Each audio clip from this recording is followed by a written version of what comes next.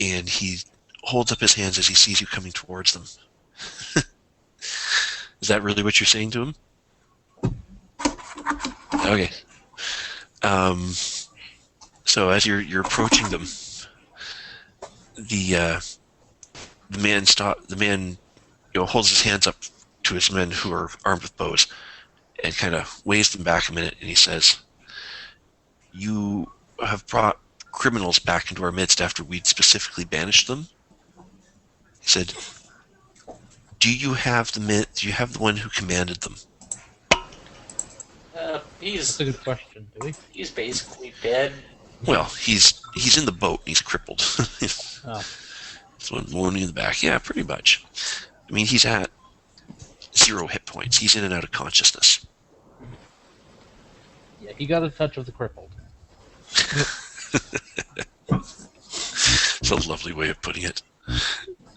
So, at which point the commander kind of steps back, and he waves your boat and your group forward, and he says, "Dock here." He says, "I want all these men brought ashore." He goes, "And Gervar, the man in your boat," he goes, "I want him laid out here on the beach in front of me." Okay. He's Potatoes.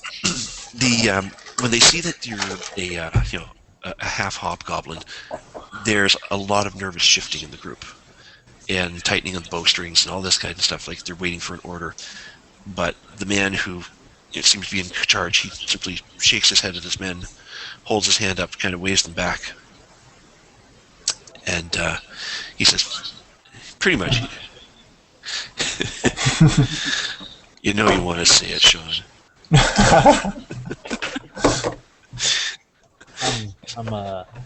Yep. I won't make that same promise to your ladies. That's all right. He's sweating right now. He doesn't want to say anything stupid. I'm gonna let it go because I'm gonna see where the situation goes before I start insinuating I'm going to sex up the town.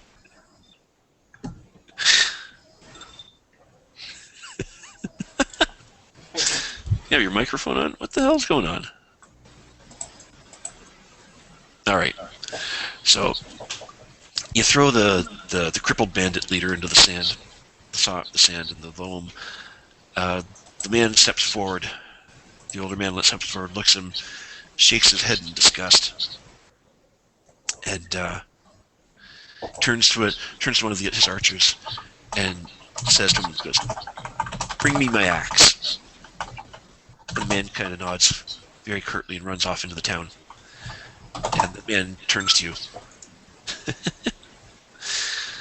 And he says, "So he didn't make it very far then."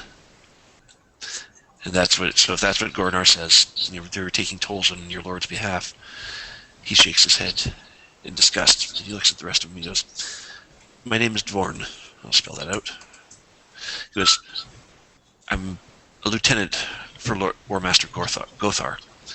He said, "This piece of garbage here, bleeding on my nice clean sand, was a sergeant of ours.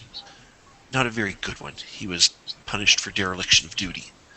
Originally, it was supposed to be cowardice in the face of the enemy, but Gothar took pity on him and reduced the charges to dereliction of duty and had him banished.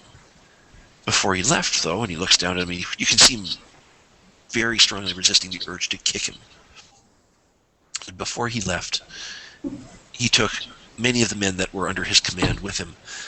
The end result is that Gothar and his lands have been severely undermanned in terms of military might, and we've suffered for it because of him.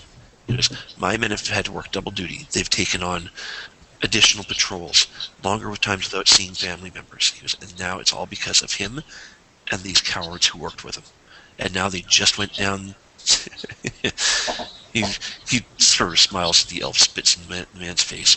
He nods sagely, and he said, "True, absolutely." He said, "I would be more than happy to have left him and push him in the river to die." He says, "But there's a better way of dealing with this." And he, at this point, his man comes running back, carrying a very large axe.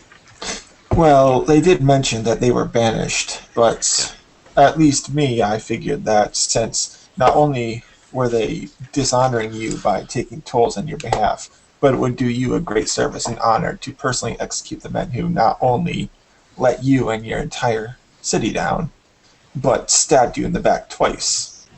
These men have no honor, this man in particular.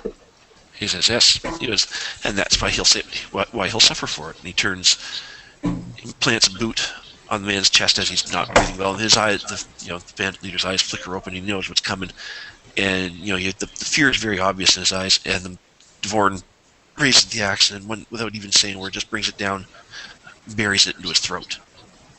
Doesn't quite cleave the head, but it's pretty close. It ends his life, no questions asked. With that, he kicks the head away from the body with a solid bone-crunching boot. I would feel significantly more, feel significantly worse about that were he not trying to murder us in our sleep. Yeah. He shakes it. He looks at the other men.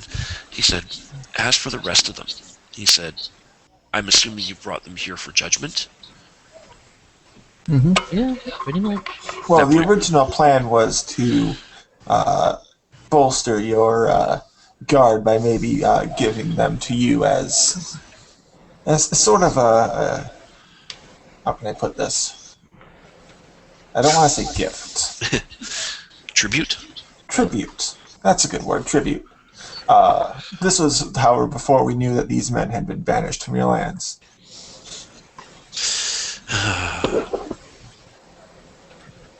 He said, well, I'm sorry. He says, these men, he goes, I'm sure we can find a use for them. Put them on the wall, put them on work detail. He goes, they'll never touch a sword again. They will never be responsible for the safety of anybody in this town again. He goes, and they will work for the rest of their miserable lives, however short that might be. Well, if it's any small consolation, it might be good that they ran away. They were less than useless in combat. In fact, I'm pretty sure one of them tripped over another one. They may have gotten more of your men killed had they actually seen fighting. Yeah, gave up kind of quickly, to be honest. Yeah, Gervar never inspired much in the way of loyalty from his men, or he never inspired much of loyalty from his